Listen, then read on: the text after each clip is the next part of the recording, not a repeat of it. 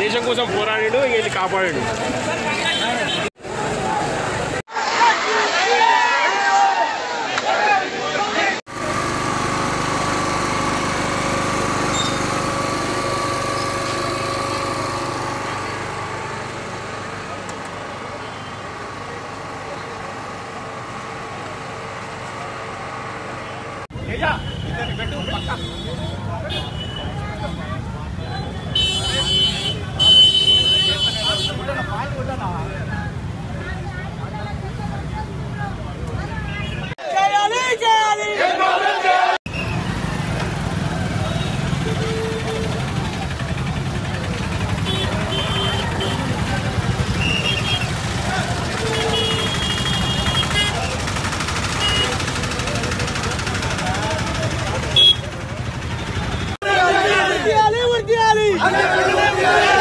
ప్రియాంకారెడ్డి హంతకులను వెంటనే కౌంటర్ చేయాలి. ప్రియాంక హంతకులను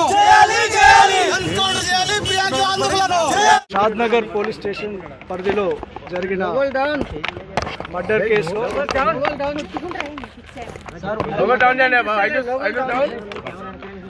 నిన్న షాద్నగర్ పిఎస్ పరిధిలో జరిగిన మర్డర్ కేసులో మనం రిమాండ్ చేసిన అక్యూజ్ని ఈరోజు షాద్నగర్ కోర్టులో ప్రొడ్యూస్ చేయడం జరుగుతుంది. వాళ్ళని రిమాండ్కి తరలించడం జరుగుతుంది. దానికి సంబంధించి అక్కడ సఫిషియెంట్ ఫోర్స్ తోటి అక్కడ బందోబస్తు ఏర్పాటు చేసినాము.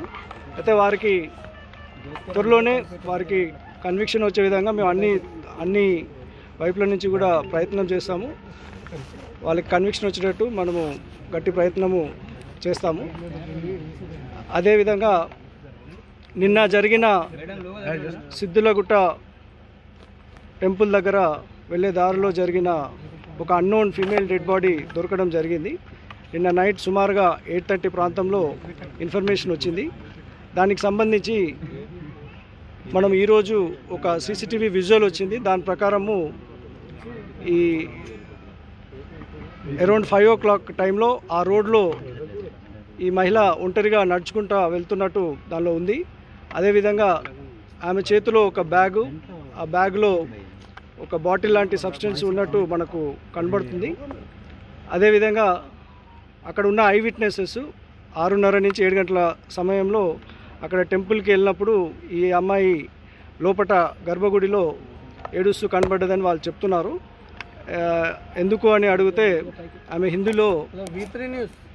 హిందీలో మా ఫ్యామిలీ వాళ్ళ గురించి వెయిట్ చేస్తున్నారని చెప్పడం జరిగింది అని అంటున్నారు. అదేవిధంగా చూసిన బర్న్ ఇంజురీసు, ఇప్పటివరకు అబ్జర్వ్ చేసిన సీన్ ఆఫ్ అఫెన్స్, వీటన్నిటి మీద ప్రాథమికంగా అది సూసైడ్ లాగా మనకు కనిపిస్తుంది. అయినా కూడా మనము పోస్ట్మార్టం రిపోర్ట్ తర్వాత ఇంకా ఫర్దర్ సీసీటీవీస్ తోటి ఆమె ఐడెంటిటీ ఎస్టాబ్లిష్ చేసిన తర్వాత ఫర్దర్ ఇన్ఫర్మేషన్ ఇవ్వడం జరుగుతుంది.